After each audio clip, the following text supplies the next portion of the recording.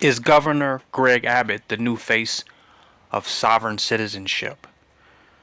This is a very intriguing question to ask, because a lot of arguments that he's making as to why he won't obey the commands of the Supreme Court and the Biden administration in regards to the border blockade of razor wire is because of some sovereign citizen arguments, self-defense of the state according to the Constitution. He's making constitutional arguments.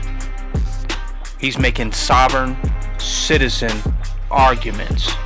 And it's okay for the state to make these sovereign citizen arguments when they want to defy the Supreme Court and the federal government.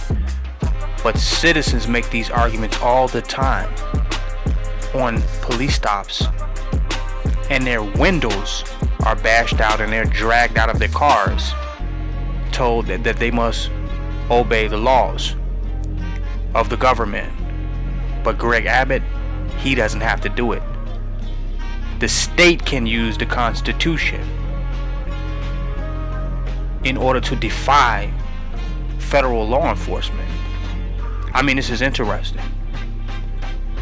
There's a time when it's okay to be a sovereign citizen and make these type of constitutional arguments that are dismissed as delusional, that are dismissed by state governments as being an attempt to overthrow the government or terrorism.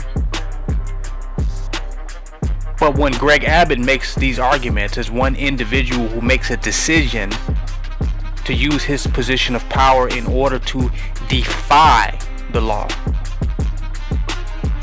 it's okay. I think it's only okay to use these type of constitutional arguments, of self-defense and using the Constitution. It's okay when it comes to dehumanizing an ethnic minority or an indigenous people, be it Moors or Mexicans or anybody coming through the border. Now it's all right to use the Constitution, because the Constitution is supposed to defend white supremacy ultimately, and the government is set up to defend and to maintain white supremacy within the borders of what we're calling America. So that's the only time when the Constitution applies. It doesn't necessarily apply to these individual citizens that are driving around calling themselves sovereign citizens, claiming that they have these particular rights. It doesn't apply. But if we want Mexicans to die at our borders, if we want a tragedy or these travesties that are happening at the borders to these people to continue, then it's okay for us to use the Constitution. It's self-defense. It makes sense. It's rational. It's a genuine legal argument.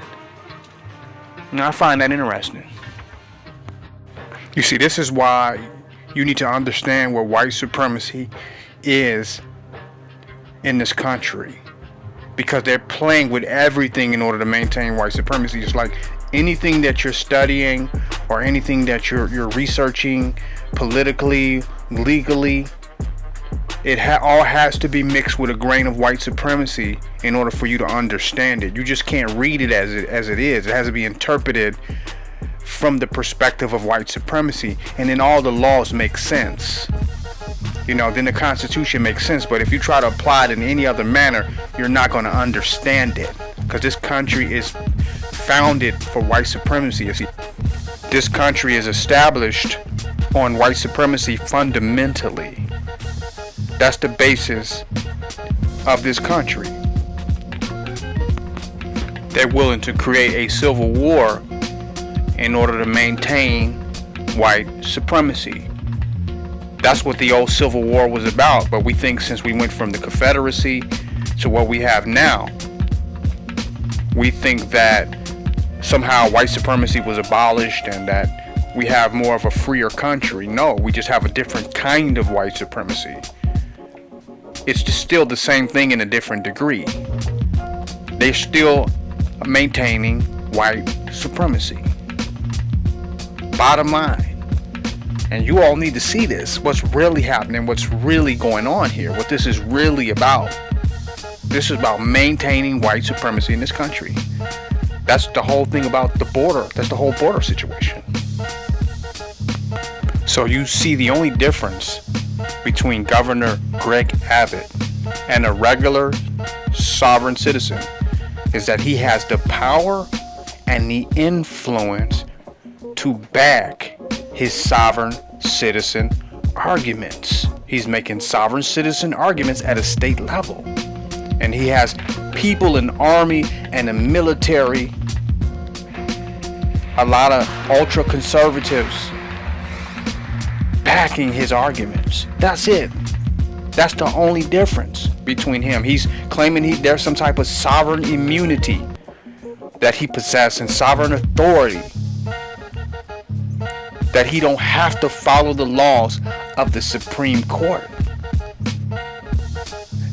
And the Biden administration, he doesn't have to do it. He's a sovereign citizen. He has sovereign immunity. He's a sovereign. That is the only difference between him and the guy that's riding down the street with his own plates or no license plates, that gets pulled over and says, I have a right to travel. They have no military back in their conversation, their arguments. They don't have taxpayers' money back in their arguments. That's the only difference.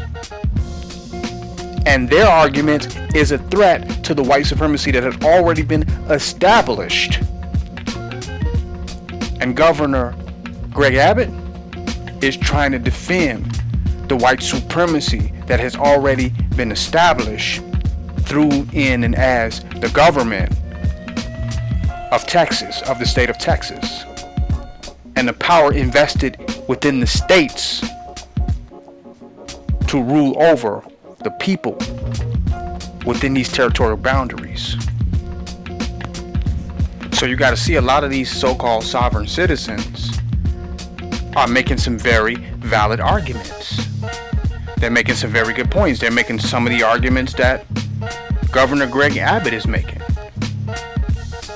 The Moors, sovereigns, are making some very good arguments, but they lack the finance and the military and the unity amongst one another to become a political body and a political power in order to enforce their sovereignty and to become a force to be reckoned with. That's it. That's it. But their arguments are not illegitimate, because you see these white supremacists at state level, within government, they interpret the Constitution whenever and however they feel like in order to maintain white supremacy.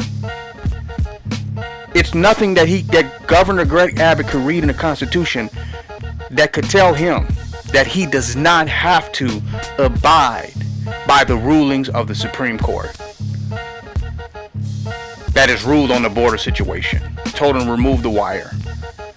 They've agreed with the Biden administration. It's nothing in the Constitution, but these white supremacists will interpret the Constitution whenever and however they feel like in order to maintain white supremacy. So it's not about how the document is interpreted or what it really means.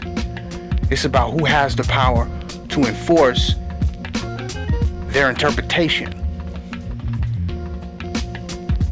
So the Moorish Americans or the Moorish sovereigns, all they need is unity among one another to become a political body or political power. That's it. That's all. The only thing they're lacking. It's like an individual move for personal sovereignty. And that's been the problem over all the years. They will not come together and unify to become one powerful force or influential body, financially, militarily, politically. But I want you all to pay attention to this close, because this is very, very interesting. In 2024, white supremacy is getting exposed at a totally different level. And don't think Biden is less white supremacist because he wants open borders and let them in. That's based on capitalism. That's based on human trafficking at a whole nother level.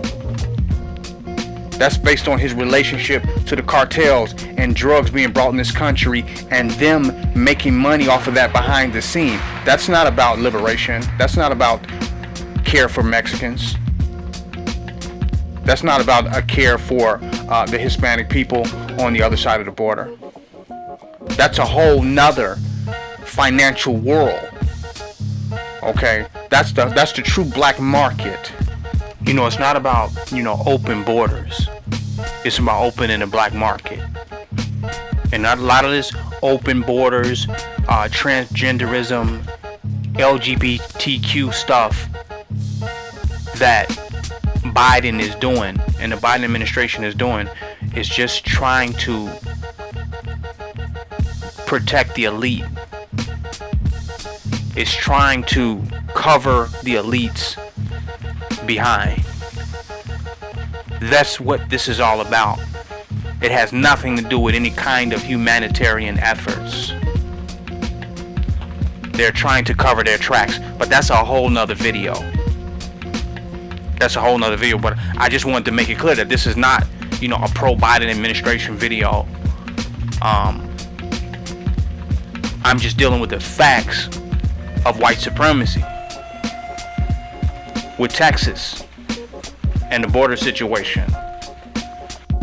See, you got two different types of white supremacists in this country. You have your Biden, which represents the white elite that wants to maintain white supremacy through capitalism and through the hoarding of wealth by the elite, by flourishing through the underground by any means necessary. And then you have the type of white supremacy that believes in white supremacy through segregation and through domination of territory over other ethnicities. These are two different types of white supremacists. They both represent white supremacy, and they're both using and moving through the United States government. And in 2024, they're exposing each other. They are exposing one another. This is King Noble Black Supremacy. Join my website, www.kingnobleuncensored.com.